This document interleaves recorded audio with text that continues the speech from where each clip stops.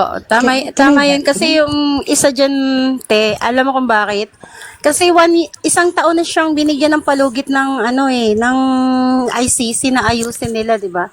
Hindi nila inayos. Alam nilang meron na pala siyang case na 'yan. Hindi siya pwedeng kasuhan dito gawa ng may immunity presidency, Presidente siya. presidency Presidente siya. siya dati. Oo, hindi siya pwedeng tsaka wala siyang kaso dito. Dapat paano ayusin ni President Marcos na dito siya ililitis? Eh kasi hindi nga tayo member ng ICC. Kung member tayo ng ICC, pwede siyang litisin dito. Kaso hindi tayo yung member ng ICC, kaya wala tayong karapatan na sumali doon sa ng ICC kasi doon siya nahain yung kaso niya. Yung sa Interpol naman, kailangan nating makipag-communicate doon. Gawa Ito man ng talaga. member tayo ng Interpol, hindi natin pwedeng i-deny yan. Kasi kung tayo nangangailangan, kailangan din natin na makipag-cooperate doon sa Interpol na kailangan mahuli Exactly. yung mga tao dito. Yes. Yun po. Tama yan. Tsaka yung sa sinabi niya kay Ma'am Lisa, di yan nakikita, maraming social siyang inaano si Ma'am Lisa ngayon. Ginagawa ngayon. Kasi inaano lang nila na hindi porket na nagla-live or kailangan pa bang i-live? Kasi nakikita naman nila, naka-live naman na umano siya ng mga social ngayon, ginagawa niya, kagaya ng sa tawag dito yung mga arts ng mga artista ngayon na kailangan igawa natin yung mga culture ngayon, hindi yung mga modernized na mga palabas na mga kailangan na maging tayo sa gawang sariling atin.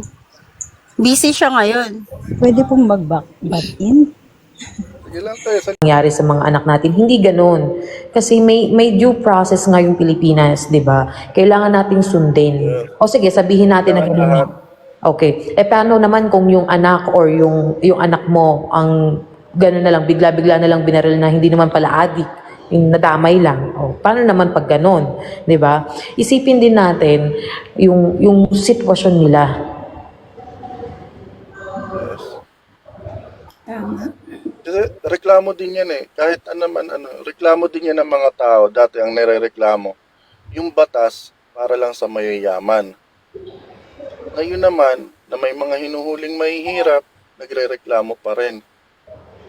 Yung batas para naman yan sa lahat ng tao eh. Wala namang yan eh. Wala namang kinikilingan dapat yan. So ngayon, pinapatupad ng administrasyon na nagiging patas, nagiging pantay-pantay. Na hindi porket mayaman ka, hindi ka nalilitisin. Kailangan pantay, mayaman, mahirap, litisin natin yan.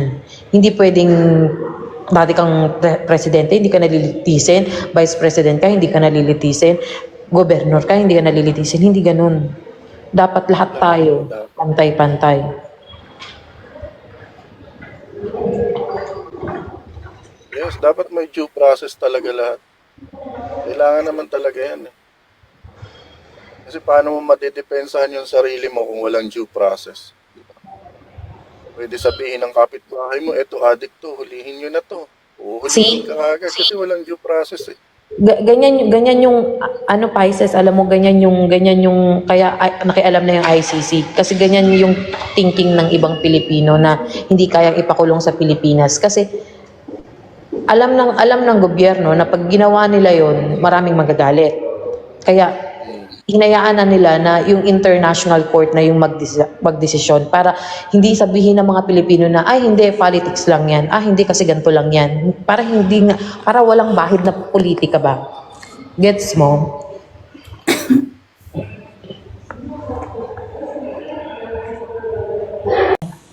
Ito po yung gusto kong i-share sa kanila without debating. Kasi I'm happy to hear them talking when I'm having my lunch. Gusto kong i-share na, oo nga kabayan, alam niyo, totoo yan. Kasi ang tita ko, 100K a week. A week. Now, she's in the Bagong treatment. programa po yan, Ma'am Ellie. Bagong programa Yes. po yan ng administration. That's why I'm happy. That's why I'm happy to share. Itong matagalang sakit. That's why biglang may mga pumasok na yung kanina binabastos na tayo kanina. Actually, we're not into bastos dito. Ang gusto lang namin i-share sa bawat isa na happy sa government.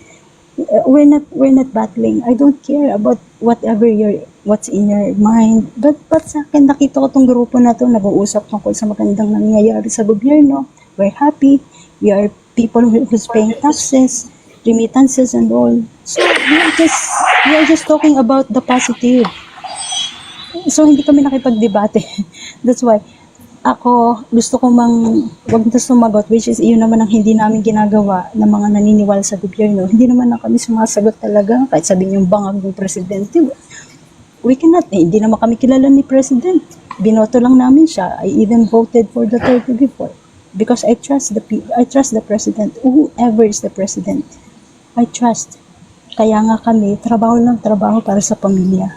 Wala kaming pakialam kung sinong uupo dyan, honestly. Ang gusto natin magtrabaho sa pamilya kasi hindi naman tayo kilala ng mga yan. Bakit kailangan natin makapag-away sa isa't isa? Di ba? Excuse me lang po. Respect lang, Hindi respect naman- lang sa isa't isa. Respeto, Hindi naman yan po, lang. hindi naman po tayo nagtatalo ng kumbaga hindi naman sa may tao lang.